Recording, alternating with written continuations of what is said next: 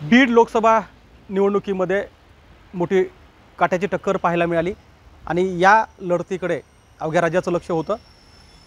जे exit poll समोर येत आहेत त्यानुसार राज्यामध्ये एकीकडे महाविकास आघाडीचा टक्का वाढताना पाहायला मिळतो आहे। बीडमध्ये ही लढत कशी होते आहे, बीडमध्ये ही जागा कुणाला मिळते आहे याकडे जाणकारांचे लक्ष लागले असले तरी सध्या तरी भारतीय जनता पार्टीच्या बाजूने ही जागा जास्तीत जास्त सर्वेमधून पुढे येते आहे। बजरंग सोनवणे माझ्यासोबत आहेत, ज्यांनी संघर्ष केला, काट्याची लढत दिली। मला सांगा, सर्वे काय सांगतायत? तुम्ही पण सर्वे बघितले असतील, सगळ्या चॅनलचे सर्वे काय सांगतायत? मी पहिल्या दिवसापासून सर्वे बघतोय। निवडणूक लागायच्या अगोदर ज्या वेळेस होतं ते उमेदवार म्हणायचे आहे की समोर कोणी उमेदवार आहे का, मी 3 लाखांना येणार। प्रीतमताईचं एक काहीतरी एक मेळावा झाला त्यांचा, त्या मेळाव्यात पालकमंत्री होते, तिथं त्यांनी सांगितलं की अरे कुणी समोर उमेदवार आहे का, तर एक उमेदवार तर समोर मिळाला आहे आणि उमेदवार मिळाला नाही तर त्यांना जेवढी पाहिजे तेवढी टक्कर दिली। हा तुमचा भाग झाला, पण माझं म्हणणं आहे की वन साईड निवडणूक आहे, मी निवडून येणार आहे, त्याच्यात कुठलीही शंका नाही, काही नाही। आता हे तुमचे सर्वेवाले तुमचे चॅनलवाले काय करतात, कशामुळे करतात मला सांगता येणार नाही, पण हा विषय आहे ते आमचा विजय हा निश्चित आहे।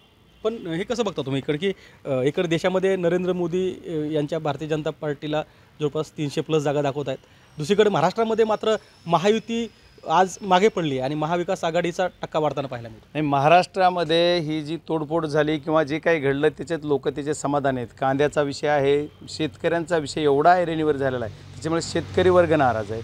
जे सर्वसाधारण लोक आहेत त्यांना दररोज उठलं की काहीतरी एक नवीन घटना, नवीन तोडफोड, नवीन जोगी, त्याच्यामुळं नेता एकीकडं आणि जनता एकीकडं अशी परिस्थिती महाराष्ट्रात झाली। तीच प्रकार बीड जिल्ह्यातसुद्धा झाला। इथं कुठल्या जातीपातीवर नाही तर नेत्याच्या कामाच्या कार्यपद्धतीवर आणि लोकांचा जी रोष होता त्या रोषावर निवडणूक झालेली आहे। त्याच्यामुळं या महाराष्ट्राची जी मूड आहे तो महाराष्ट्राचा मूड महायुतीच्या विरोधात महाविकास आघाडीच्या बाजूने। पप्पा, आपण जरी म्हणत असला की ही विकासावर निवडणूक गेली, पण मला वैयक्तिक असं वाटत नाही। म्हणजे मी मागच्या 3 टर्न पत्रकारिता करतोय, विधानसभा लोकसभाच्या निवडणूक फार जवळून मी कव्हर केल्यात, पण या निवडणुकीमध्ये जो जातीय तेढ आहे, जो संघर्ष आहे तो इतका टोकाचा बनला होता की आपण बघितलं राजकीय नेत्याबद्दल काय भाषा वापरली गेली, राजकीय नेत्यांनी एकमेकावर कुठल्या स्वरूपाचे आरोप केले, पण ही निवडणूक विकासावर गेली का हा प्रश्नच आहे शेवटी। नाही, विकासावर गेली का तर बीड जिल्ह्याचा विकास काय झाला, ठीक आहे, जातीपातीचा बी थोडाफार विषय जरी आला असेल तर लोकांच्या मनात कुठं खतखत असेल त्याचं रूपांतर तिकडं झालं असेल, पण विकासावरच निवडणूक झालेली आहे। विकास केनी काही केलं नाही, कुठलं जनतेचं काही बघितलं नाही, त्याच्यामुळं हा विषय घडतोय, त्याच्याशिवाय दुसरं वेगळं काही होणार नाही। आणि महाराष्ट्राचा मूड जो महाविकास आघाडीच्या बाजूने आहे त्याचं कारण आहे, आज तुम्ही इथं बोलताय तर बाकी धाराशिवला काय, धाराशिवला 2 एकाच जातीचे आहेत तुमच्या। त्याच्यानंतर तुमचं दिंडोरी मतदारसंघात कांद्याचा एवढा शेतकऱ्यांचा प्रश्न होता की शेतकरी खूप हैराण झालेला आहे।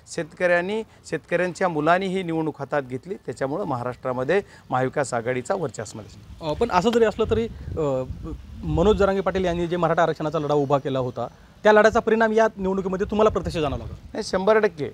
कारण कसं मराठा समाजाविषयी जे आंदोलन मनोज जरांगे पाटलांनी उभं केलं आहे त्याचं त्यांच्या मनात आंदोलकाच्या सर्वांच्या जी खदगद आहे की मराठा समाजाला अन्याय झालेला आहे, मराठा समाजाला न्याय या सरकारने दिला नाही, त्याच्यामुळे मराठा समाज एक वेगळ्या बाजूनं म्हणण्यापेक्षा भारतीय जनता पार्टीच्या विरोधात जाण्याचं स्वाभाविक आहे। पण मी थेट प्रश्न विचारतो की मनोज जरांगे पाटील यांनी उभा केलेल्या मराठा आरक्षणाचा फायदा बजरंग सोनवणे यांना उमेदवार म्हणून झाला? 100% झाला ना, त्याच्यात मी नाही याचं म्हणत नाही। त्यांच्या केलेल्या आंदोलनाचा फायदा मला झाला का तर झालाच, पण याचा अर्थ जातीय दंग झालं का काही तर जातीय काही झालं नाही। कारण त्या आंदोलनामध्ये धनगर समाजसुद्धा आहे, धनगर समाजाने सुद्धा मला मतं केली। आता काय ते असं कुठं म्हणलं जातं की ह्या समाजाने, प्रत्येक समाजाच्या घटकांनी मतं केलेली आहेत, त्याच्यामुळे हा फायदा त्यांचा झालेलाच आहे।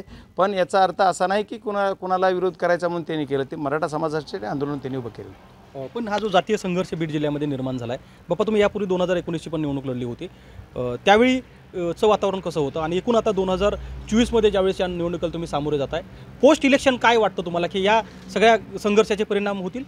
नाही, आता नेते मंडळींनी किती संयमानं घेण्यासाठी जनतेला आव्हान केलं पाहिजे आणि मी पण आपल्या माध्यमातून जनतेला एक आव्हान करणार आहे की जातीय सलोखा राखा, जातीतली तेढ निर्माण झाली नाही पाहिजे, कारण जातीपातीवर ह्या विषय चालत नाही आहे। आज जरी असलो तरी एका गावामध्ये 2, 3, 4 समाजाचे लोक आहेत।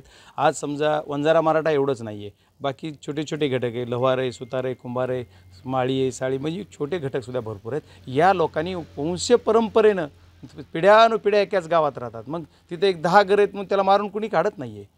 असा विषय नाही, किंवा कोणी त्याच्यावर अन्याय केला तर सर्वांनी एक बाजूने उभारलं पाहिजे, अशा पद्धतीचं माझं मत आहे. आणि नेते मंडळींनी त्याचे हस्तक्षेप करून समाजाला एकोपा राखण्याचं आव्हान केलं पाहिजे. मग माझा शेवटचा प्रश्न आहे की या निवडणुकीमध्ये खरं तर तुम्ही सुरुवातीपासून सांगत होता की मी कुणाच्या वैयक्तिक बोलणार नाही, पण शेवटी वैयक्तिक विषय स्टेजवरती आलेच, अगदी कुटुंबावरती आले, व्यवसायावरती आले. शल्य आहे या गोष्टीचं की ज्या राजकीय नेत्यासोबत खरं तर तुम्ही तुमच्या राजकीय करिअरमधली अर्धी हयात घातली आहे, त्याच राजकीय नेत्याबद्दल तुम्हाला एकमेकावर आरोप प्रत्यारोप करावा लागले? नाही बघा, मी आज पण विनम्रपणे आपल्याला सांगू इच्छितो की मी कुठलाही आरोप कुणावर केला नाही.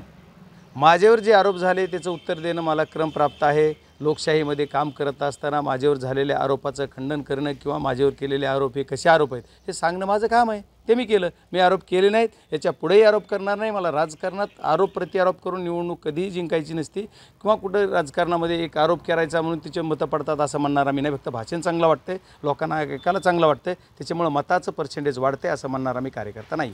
पण या निवडणुकीचे पुढे परिणाम होतील असं वाटतं तुम्हाला, म्हणजे उद्याच्या मतमोजणीनंतर? नाही, परिणाम काय होगा, जे काय परिणाम व्हायचे ते होणारच आहेत. त्या परिणामाला ह्या निवडणुकीत काय नाही काय, आता मागं त्यांच्याबरोबर काम करत असताना माझ्यावर परिणाम जेवढे व्हायचे ते झालेच ना. त्याच्यामुळे त्या परिणामाचा विचार मी करत नाही, किंवा मी एकच करतो की माझ्याबरोबर जी जनता आहे किंवा जे लोक आहेत त्यांना स्वाभिमानानं जगता आलं पाहिजे आणि त्यांचा स्वाभिमान राहिला पाहिजे, त्यांचं घर व्यवस्थित चाललं पाहिजे. आम्हाला आमच्या घरातल्या भाकरी करूनसुद्धा खाऊ दिल्या जात नाहीत, त्याच्यामुळे आमच्या मनात खदखद होती, ती आम्ही केली. नक्कीच. तर परिणाम यापूर्वीसुद्धा झालेत आणि पुढेसुद्धा होतील, मात्र ते अगदी घरापर्यंत येऊ नयेत अशीच अपेक्षा बजरंग सोनवणे व्यक्त करतायत. कॅमेरामन प्रमोद जोशीसह गोविंद शेळके, एबीपी माझा, बीड. एबीपी माझा, उघडा डोळे बघा नीट.